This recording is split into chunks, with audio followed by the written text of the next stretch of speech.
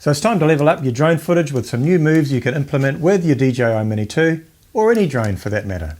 So don't go away. Hey guys, Mike here and welcome back to the channel.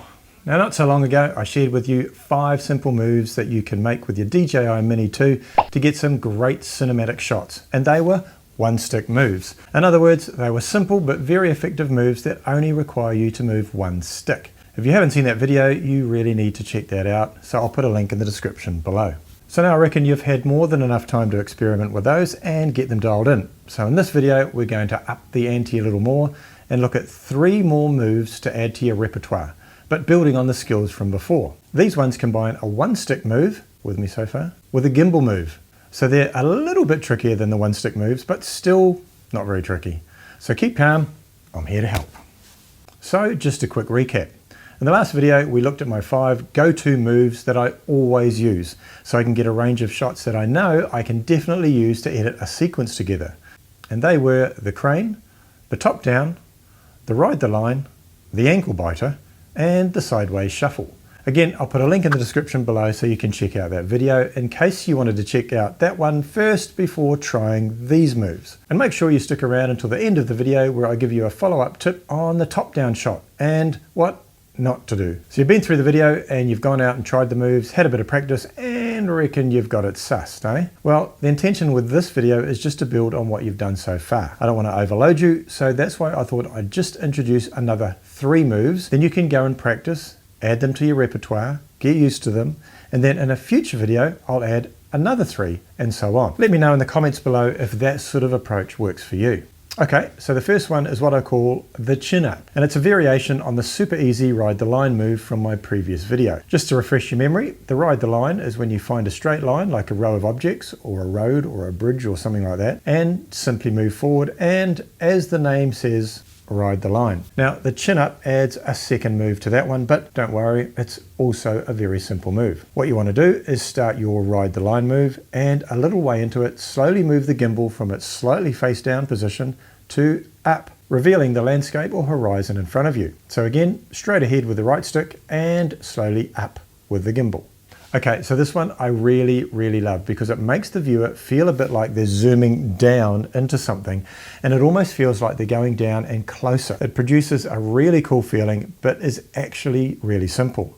And I call it the magnet. With this one, you're already moving forward with the gimbal pointed down at about 45 degrees. You can see something in the near distance. Near distance, is that actually a thing? Anyway, there's something in front of you that's not too far away but you haven't reached yet. As soon as you move over that object, you use the gimbal wheel to point the gimbal down. It gives you the feeling that you're locked onto it like a magnet and you can't stop looking at it, and because of the forward movement of the drone and the downward movement of the gimbal, it gives you that zooming in feeling. Again, super easy, just move forward and then pull the gimbal down as you cross over the object. Anyway, this one is really fun, so give this one a shot. See what I did there? The third one in this bunch is what I like to call the Superman steer. You're loving these names, aren't you?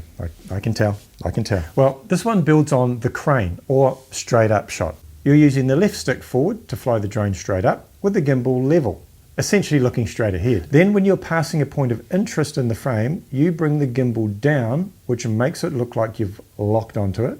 So it's just like Superman flying up and giving something a good old steer.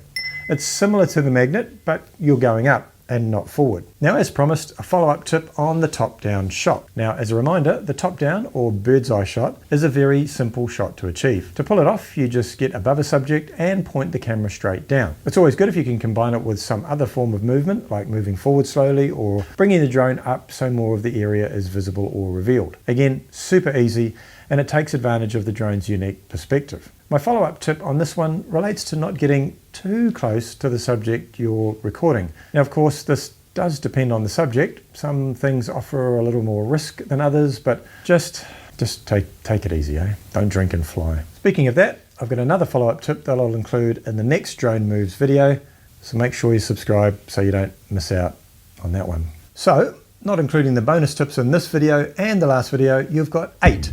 Count them. 8 go-to moves that I know you can definitely use to edit a decent sequence together. But wait, there's more coming.